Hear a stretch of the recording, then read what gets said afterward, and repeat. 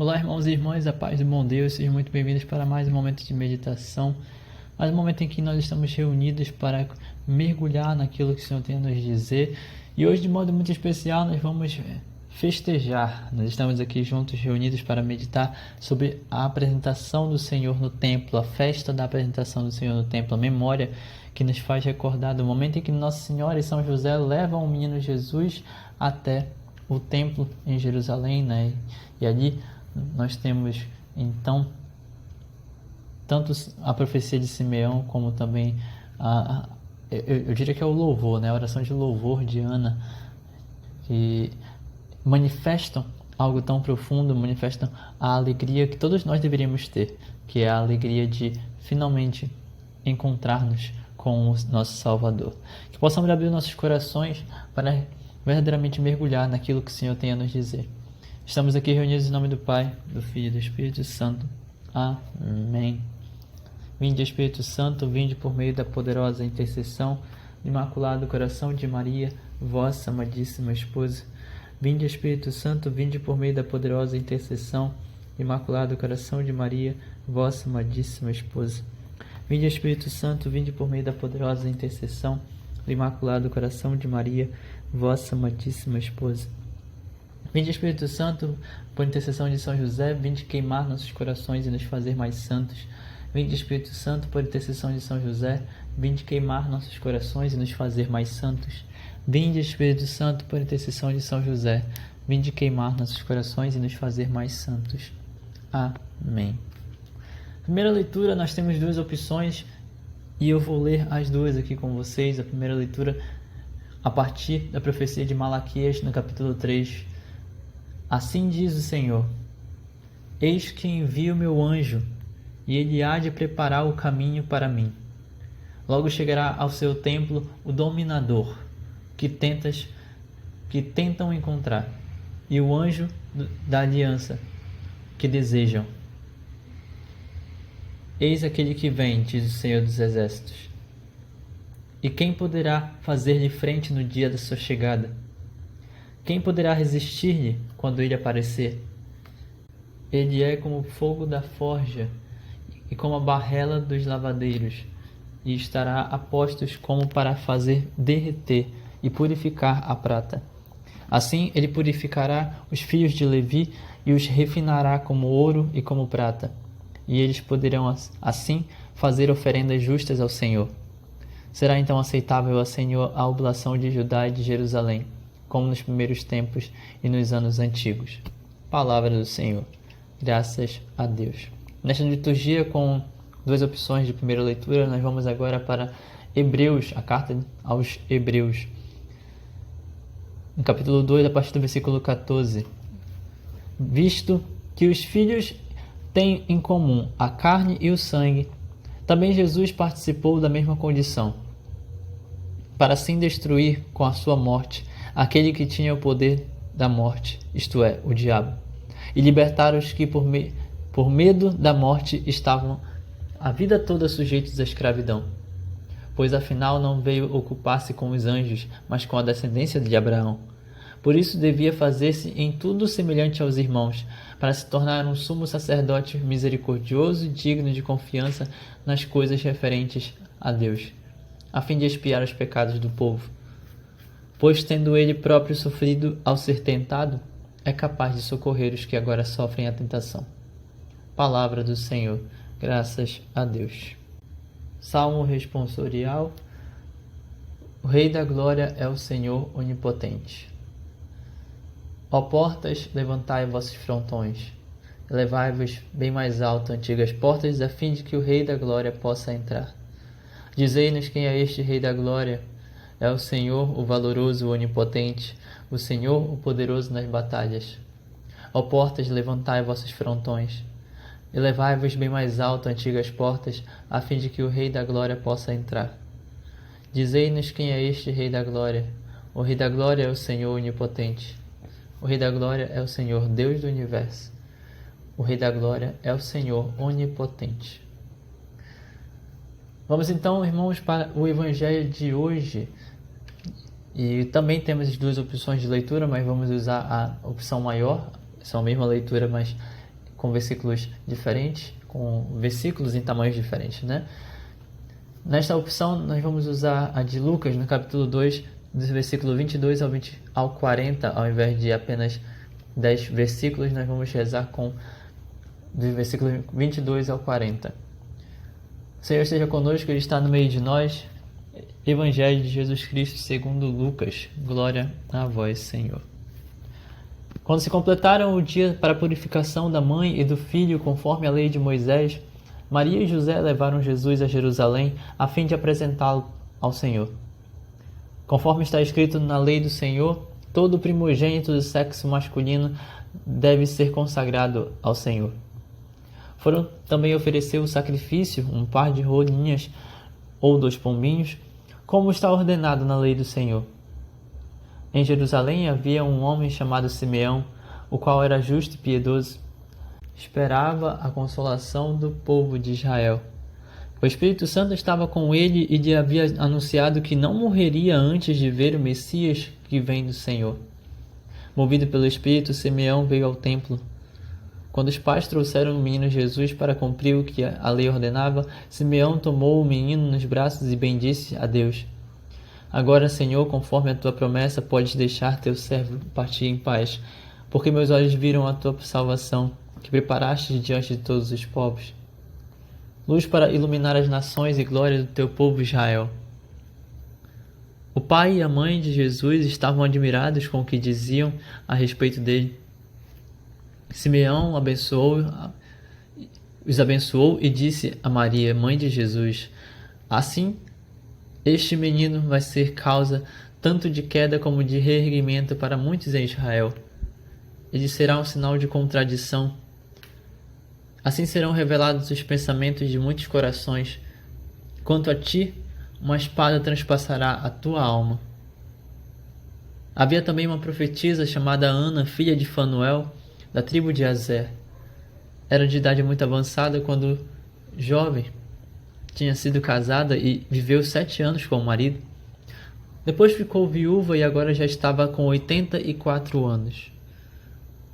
Não saía do templo, dia e noite servindo a Deus com jejuns e orações.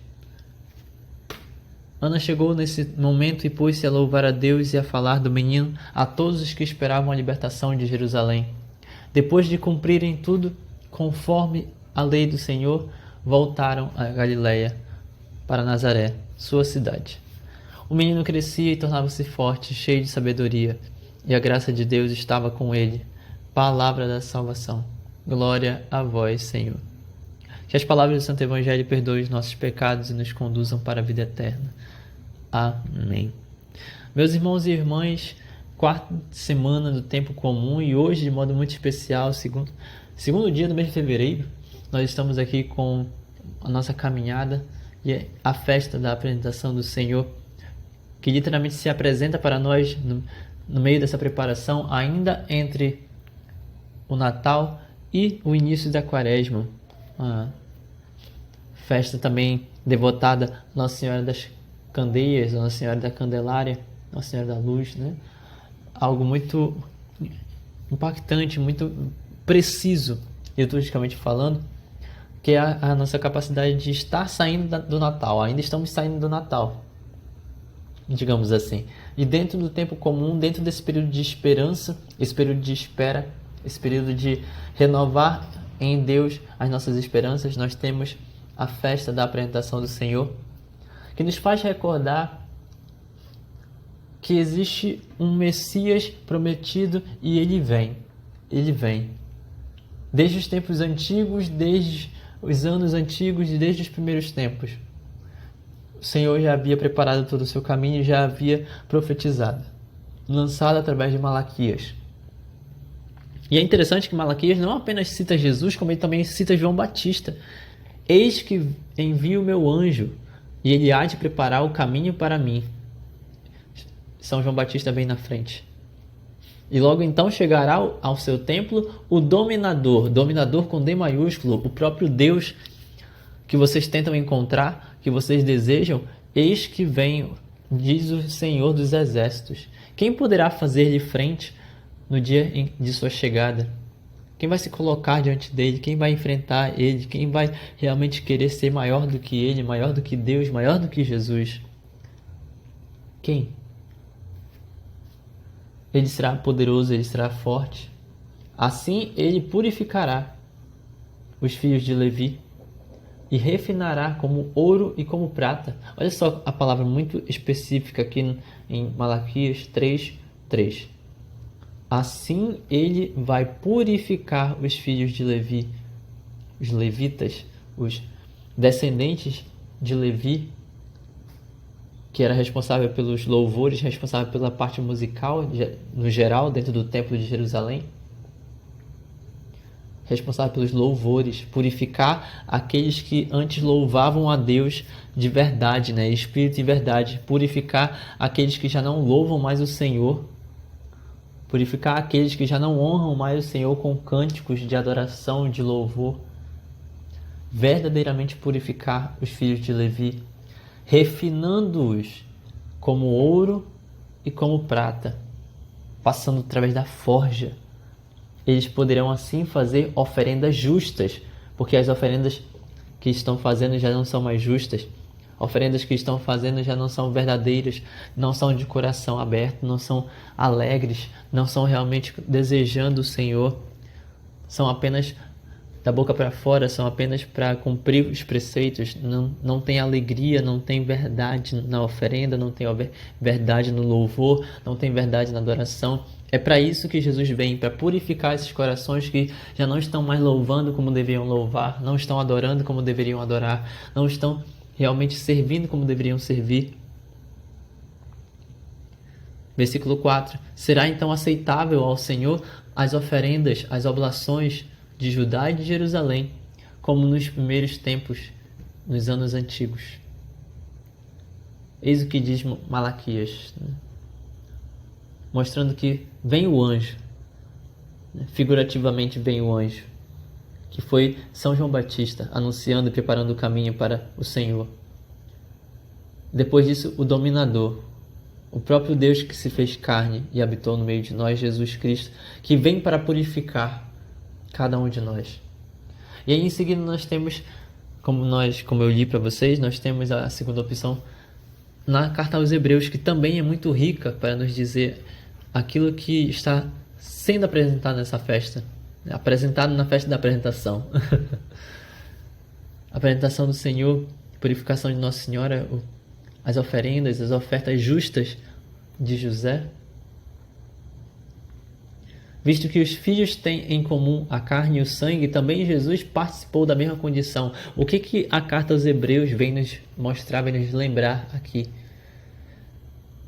Que o diabo, ele quer nos aprisionar, ele quer verdadeiramente nos dividir, nos separar, nos afastar do Senhor, nos afastar de Deus. Mas Jesus, para que pudesse nos aproximar, para que nós fôssemos tratados verdadeiramente como filhos de Deus. Eu costumo dizer, inclusive, que enquanto Paulo costuma escrever que nós somos filhos adotivos, eu discordo um pouco de São Paulo e costumo dizer que nós somos filhos de sangue de Deus. Filhos de Deus por causa do sangue. Filhos de Deus por causa do corpo santo de Jesus, do sangue precioso de Jesus. Somos filhos de sangue. Você não é um adotado, você é filho de sangue. É mais profundo, é mais pesado, é mais forte. É por isso que Deus te ama tanto, é por isso que Deus te deseja tanto, é por isso que Deus verdadeiramente te quer para perto, te atrai, Ele deseja você com Ele. Enviando Jesus, o sumo sacerdote perfeito, misericordioso e digno de confiança, Ele veio a fim de expiar os nossos pecados, a dizer o versículo 17. E como foi que Ele fez isso? Ele simplesmente estalou os dedos e acabou com os pecados neste mundo? Não, muito pelo contrário. Ele fez o mais difícil. O Deus Todo-Poderoso, que está acima de tudo e de todos, que é maior do que tudo que todos, Ele fez o mais difícil para nós, Para nós é difícil se rebaixar. Para nós é difícil ser humildes. Olha só a meditação de ontem. Para nós é difícil se rebaixar. Para nós é difícil ser humildes. Para Ele não. Ele é manso e humilde. E Ele se fez o mais humilde de todos. Pequeno. Ele se fez como nós. O próprio Deus esvaziou-se de sua condição divina para estar completamente em corpo e sangue aqui neste mundo. Alma e divindade reveladas para nós. Versículo 18 da carta aos Hebreus. Tendo ele sofrido ao ser tentado, é capaz de socorrer os que agora sofrem a tentação. Tendo ele sofrido e derramando sangue e água, é capaz de sofrer, é capaz de socorrer, é capaz de entender cada um dos nossos sofrimentos, todos os nossos momentos de tentação, todos os nossos momentos de sofrimento, todos os nossos momentos de dificuldade, todas as vezes em que nós não sabemos a quem recorrer, todas as vezes em que nós estamos necessitados de socorro, necessitados de ajuda, de auxílio, proteção, todas as vezes que nós não sabemos para onde ir, Ele sabe, Ele é Deus. E mais do que isso, Ele realmente sabe porque Ele viveu na pele.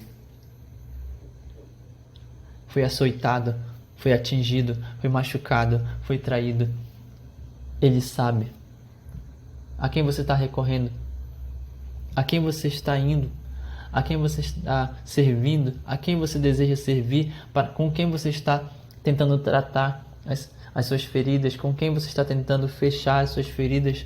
O Senhor pode. Foi para isso que Ele veio. Purificar-nos, lavar-nos, salvar-nos, socorrer aqueles que sofrem a tentação. Por isso, meu irmão, minha irmã, na liturgia de hoje, na apresentação do Senhor, é muito simbólico o que o Salmo vai nos dizer, né? O Rei da Glória é o Senhor onipotente. Ó portas de Jerusalém, levantai os vossos frontões. Abram-se, antigas portas, abram-se para o Rei da Glória, para que o Rei da Glória possa entrar. Para que o Rei da Glória possa entrar. Abra as portas do seu coração neste momento. Deixe o Rei da Glória entrar. Nós temos uma música na nossa comunidade. O nome se chama Louvor Secreto, que é justamente baseado no Evangelho, né, de Mateus, capítulo 6, versículo 6. O Pai que vê o secreto. O Pai que vê o secreto, Ele sabe das tuas orações no secreto, Ele sabe das tuas orações, Ele sabe de tudo aquilo que você carrega no seu coração, Ele sabe. Volte-se para Ele, abra as portas, a fim de que o Rei da Glória possa entrar. Da mesma forma como as portas de Jerusalém estavam abertas e Jesus, o Rei da Glória, entrou, passou por ali, e Ele não estava em sua aparência mais esplendorosa. Manso e humilde, Ele era um bebezinho, carregado pela mãe, protegido pelo Pai. Ele era como nós, homem como nós. Esse é o teu Rei da Glória. Ao ponto de se rebaixar só para te salvar, ao ponto de ir lá embaixo, lá no chão, ao ponto de carregar a cruz da tua vida no teu lugar, para te livrar do pecado, para pagar pelas coisas que nós fizemos. Este é o Rei da Glória. Este é o Rei da Glória, o verdadeiro Rei da Glória. E naquele momento, para finalizarmos essa meditação, algo que me toca muito neste Evangelho, neste trecho do Evangelho como um todo. O Evangelho é dividido em 3 partes até certo ponto, mas a gente poderia aqui destrinchá-lo de modo muito profundo. Porque, para começar, se completaram os dias da purificação da mãe e do filho. Não era só do filho, segundo a lei de Moisés, era também da mãe. A mãe que, em ambos os casos, tinham passado pela situação do parto, né? Os dois ali na situação do parto. Por isso a purificação da mãe e do filho, como uma forma, até certo ponto, de fazer com que tanto a mãe pudesse receber uma bênção mediante a sujeira do pecado, quanto o filho pudesse ser eliminado da sujeira do pecado. E aí você entende por que nós batizamos, né? Por que existe o batismo das crianças, dos bebês no início da vida logo, né? Justamente porque há uma intenção de purificação para que o pecado original não esteja. Daniel, mas Nossa Senhora não tem pecado. Sim, ela não tem pecado. Só que São José é a segunda parte aqui. São José é justo. E eles não iriam desobedecer às leis de Moisés porque eles são santos. A Sagrada Família é santa, seguindo a lei de Moisés. Purificação de Nossa Senhora. Purificação do menino Jesus. O próprio Jesus, olha o que Jesus está nos mostrando, a obediência que ele tinha. Ele se fez pequeno, ele se rebaixou, ele se fez bebê, ele foi carregado por um homem chamado São José, ele foi carregado por uma mulher chamada Maria, ele foi carregado por sua mãe e por seu pai, aqui na terra. E ainda se rebaixou às leis de Moisés. Se rebaixou a tal ponto, não que as leis fossem algo ruim, mas ele se rebaixou porque ele é a verdadeira lei de Moisés. Ele cumpriu, ele se cumpriu, se confirmou na lei do Senhor. Obedientíssimo. Esse é o legado, é um dos legados, é um dos exemplos maiores da Sagrada Família. Exemplares, justos, mediante a lei, cumprindo todos os preceitos, sem faltar com nada. São José, inclusive, levando um par de rolinhas ou 2 pombinhos para fazer o sacrifício, a oferenda, o holocausto, em agradecimento ao Senhor. E junto com isso, nós vamos para a segunda parte desse evangelho, que vai nos fazer lembrar que Simeão estava ali. O que o evangelho tem a ver com Simeão nesse caso, né? A apresentação do Senhor acontece nessa forma estendida, né? Começando por Nossa Senhora, por São José, levando o menino Jesus até o templo, indo agora para Simeão, a partir do versículo 25, indo para a ação de Simeão, que acolhe o menino, abençoa a Sagrada Família, e lança uma profecia manifestada pelo poder do Espírito Santo: uma espada transpassará a tua alma. Este menino será causa de queda e reerguimento, soerguimento para todo Israel. Este menino trará divisões. Este menino será um sinal de contradição. Mas muitos pensamentos dos corações vão ser revelados. Versículo 35. E quanto a ti, quando ele aponta para Nossa Senhora, né? Quanto a ti, uma espada transpassará a tua alma. Justamente a espada, a lança que atravessou o Sacratíssimo Coração de Jesus, Nossa Senhora sentiu na alma aquela dor. O que eu quero dizer com isso, meu irmão, minha irmã? A presença do Senhor, ela precisa ser algo verdadeiramente sobrenatural em nossas vidas. O Evangelho vai dizer no versículo 27 que Simeão estava movido pelo Espírito Santo. A presença do Senhor precisa trazer imediatamente o Espírito para nós. Nós precisamos ser imediatamente tomados pela vontade do Espírito Santo de Deus. E não apenas isso, depois de ver a presença, depois de se colocar, depois de estar na presença do menino, do Rei da Glória, nós precisamos revelar algo a mais. Simeão não apenas fez aquela profecia para assustar Nossa Senhora, muito pelo contrário. Simeão, ele verdadeiramente olha para o Senhor e ele diz: agora, conforme a tua promessa, Senhor, pode deixar o teu servo ir em paz, porque os meus olhos viram a tua salvação. Como não deve ter ficado feliz o coração de Simeão?